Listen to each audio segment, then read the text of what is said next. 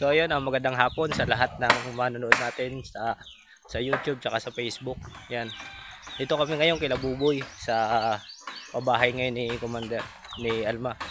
Dito.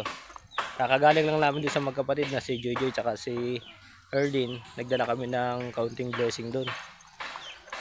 Yung nakita lang namin na isa sa mga yung kailangan nung sa kapatid niya para lang kahit paano makabawas sa gawain bahay niya doon, yung washing machine yan. Pagdala tayo ng washing machine doon sa kanila, tuwan-tuwa yung magkakapatid.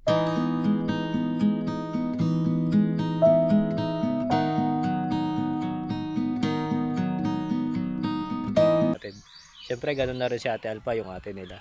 Sobrang saya kasi malaking tulong daw sa kanya yun.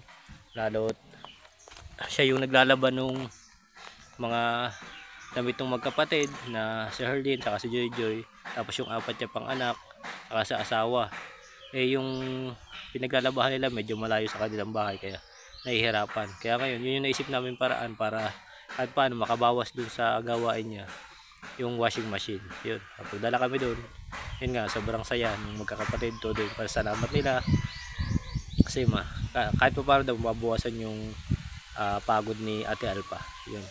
At mas makakatulong kasi yun nga, hindi na siya ganun ka pag naisa lang niya sa washing yung labahan niya, pwede, sabi nga niya, pwede niyang habang may nakasalang doon, pwede niyang maalalayan yung magkapatid na turo-turuan maglakad si Herlin, yun, maalalayan sa paglalakad niya kahit paano lumakas yung mga tuhod niya.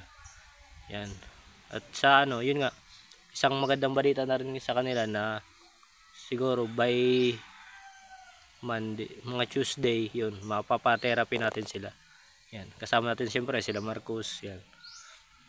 Nagpapa-therapy ng dalawa, yun lang naman yung munting hiling ng dalawa na kahit pa paano ma-check up sila, malaman kung ano yung resulta, kung kaya pa bang ma-resolvean, makapaglakad pa si Erlin or hindi na. Yun lang gusto niyang malaman, kaya yung munting niyang hiling na kahit pa paano mapa-check up siya, mapa-therapy, yun.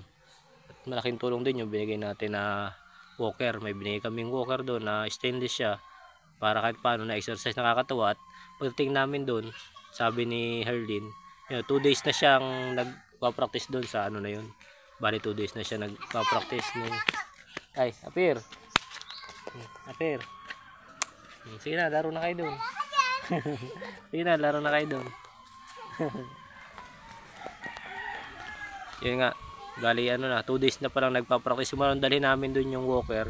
Yun, napapag-practice ni Herlin kahit paano. Malaking tulong sa kanya yun para magkalakas yung kanyang mga paa kahit pa makalakad ulit. Sana makalakad ulit. Kasi gustong-gusto ni Herlin makalakad. Simula pa yun din gusto niya kahit paano. Ayaw niya, parang isip niya ayaw niya kahit paano maging pabigat dun sa kahit naman sinasabi ko pa din niya na okay lang naman, sabi ko pa din niya kasi nandun naman siya, kaya lang siya gustong-gusto niya kahit makalakad. Isa sa gustong-gusto niya yung pangarap niya makalakad talaga.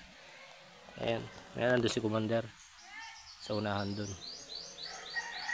Yung pabahay nila. Ayan, papakita ko sa inyo yung pabahay ni Commander. Bali na siya, 80% na. Patapos na ito, tiles na lang, saka yung kesame, saka yung mga pinto na lang. Halos 80% na ang nagagawa. Papakita ko sa inyo yung maging bahay ni Buboy, yung pinabag ni Commander na anak ng Indiano na si Buboy. Yun si Bombay. Pero ayaw na ang tinatawag na Bombay, kaya Buboy na lang.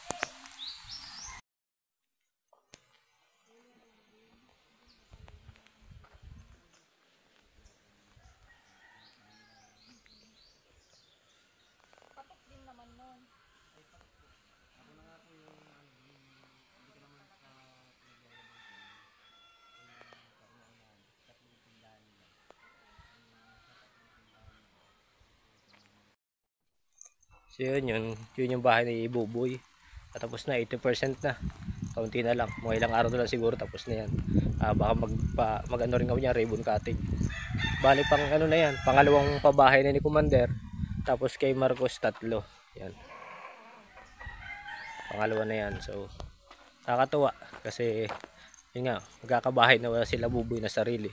Kahit paano maging komportable yung tulog nila. Si Marcos nandito sa may baba, nag-aano dun sa sasakyan. Wifi dito. Hindi kami ngayon makatambay dito sa purok na tinatambayan lagi namin. Tinutulugan namin at ginagawa. Nalagyan ng sandalan yung purok dito. Kung saan kami lagi nakakatulog ni Marcos. Presko kasi dito, sarap ng hangin.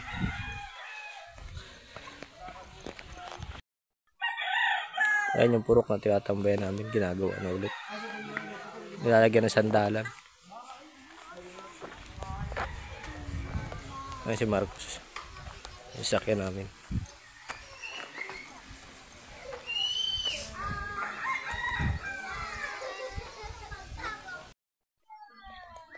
Ayan, so ayan.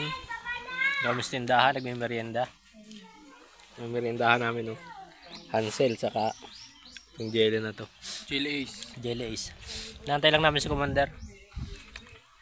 Nagbablog kila Buboy. Merienda muna kami dito. Ang solid na merinda. Jelly Ace. Wala dito kasing tindahan na. Maliit lang tindahan dito. Sobrang init pati. Kaya Sulok. sobrang init, oh.